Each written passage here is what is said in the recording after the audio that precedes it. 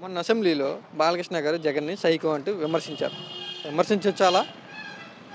అది అక్కడ న్యాయస్థానం అది తల్లిలా గట్టిగా. చూసుకుంటారు. హ్మ్. అక్కడ ఆ స్టైల్‌లో 2 చేతుల్లో జేబులో 2 చేతులు పెట్టుకొని అలా మాట్లాడతామన్నది సామాన్యుడిగా విలేజ్‌లో తిరిగే మాకే చాలా ఘోరంగా, బాధగా అనిపించింది. హ్మ్. అంత ఉన్నతమైన స్థానంలో ఉండి, ఆ స్టేజ్‌లో ఉండి, ఆ ప్లేస్‌లో అలాగా అదే యాటిట్యూడ్ కూడా బాలేదు హ్మ్. బాలకృష్ణ గారిది. హ్మ్. నెత్తి మీద కళ్ళజోడు, ఆ మాట తీరు. అవును. అయన్నీ చాలా బాధాకరంగా అనిపించాయి. హ్మ్. చిరంజీవి గారిని కూడా విమర్శించడం చాలా బాధ అనిపించింది. మరి అలా చిరంజీవిని విమర్శించినా కూడా వెంటనే చిరంజీవి గారు రెస్పాండ్ అయ్యారు. కానీ పవన్ కళ్యాణ్ ఎందుకని ఇప్పటి వరకు ఏం మాట్లాడలేదు? అంటే వాళ్ళ కుటుంబ ప్రభుత్వంలో ఉన్నారు కాబట్టి వాళ్ళు దానికోసం స్పందించలేదని నేను అనుకుంటున్నాను. హ్మ్. అసెంబ్లీలో మాట్లాడాల్సిన మాటలేనవి బాలకృష్ణ గారు? అయి అసలు అసెంబ్లీలో కాదు కదా! కనీసం ప్లాట్‌ఫార్మ్ మీద అసలు పొలాల్లో తిరిగే రైతులు కూడా లేతే కూలోళ్ళు కూడా ఆ స్టేజ్‌లో అంత యాటిట్యూడ్‌గా ఎవరినో కొట్టినట్టు 2 చేతులు జేబులో పెట్టుకుని, హ్మ్. నెత్తి మీదేమో అంటే అసెంబ్లీలో నాకు 45 ఇయర్స్ నేను అటువంటి యాటిట్యూడ్ నేనైతే నా జీవితంలో ఎప్పుడు చూడలేదు. హ్మ్. మొదటి నుంచి బాలకృష్ణ అంతే ఆయన కొట్టినట్టుగానే మాట్లాడతారని కొంతమంది సమర్థిస్తున్నారు. మరి దాని గురించి ఏమంటారు? అంటే అది యాటిట్యూడ్ అది. హ్మ్. కానీ తల్లి దగ్గరికెళ్ళినప్పుడు తల్లిలాగే ఉండాలి. భార్య దగ్గరికెళ్ళినప్పుడు భార్యలాగే ఉండాలి. హ్మ్.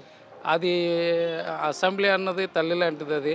ఆ ప్రజలందరికీ అక్కడ కొన్ని చట్టాలు, అన్నీ చే శాసనాలు చేసే శాసనసభలో అలా మాట్లాడతాం. యాటిట్యూడ్ తగ్గించుకొని తనకు మనం తగ్గించుకొని అక్కడికెళ్ళాలి. హ్మ్. ఆ స్థాయిలో అతను లేడు.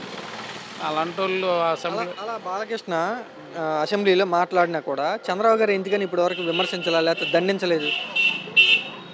అది ఇంకా అది ఎందుకంటే ఆళ్ళ ఫ్యామిలీ ఇష్యూస్ ఆయన పెద్దాయనగా ఆయన స్పందించుంటే వేరే రకంగా ఉండేది.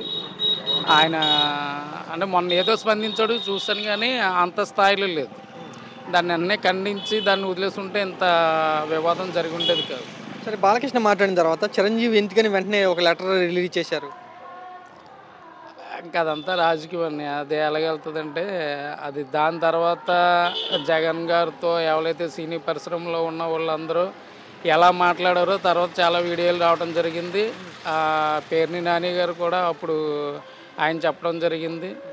ఇంక ఇదేంటంటే సినిమా సినిమా వాళ్ళని జగను అవమానించాడా? కించపరిచాడా? లేదు.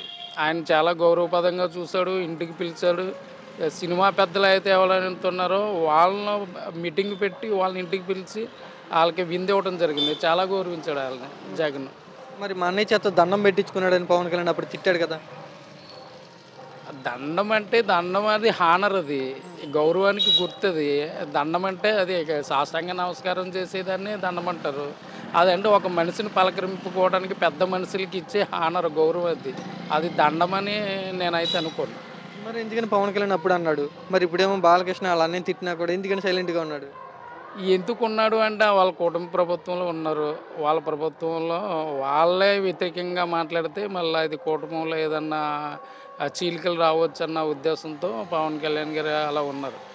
హ్మ్. తల్లి లాంటి, తండ్రి లాంటి అన్నయ్య మీద అపనిందంటే సామాన్యులకి ఎవరికైనా ఇబ్బంది కలుగుతది. హ్మ్. కానీ ఆయన బయటికి రాకపోవడం, అదే విధంగా ఆళ్ళ అన్నయ్య నాగబాబు గారు ఎవరైతే ఉన్నారో, హ్మ్. ఆయన ఎన్నో సందర్భంలో సిమునెత్తురు అని మాట్లాడిన సందర్భాలున్నాయి.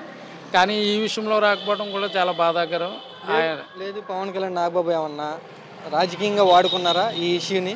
గతంలో గాని, ఇప్పుడు గాని?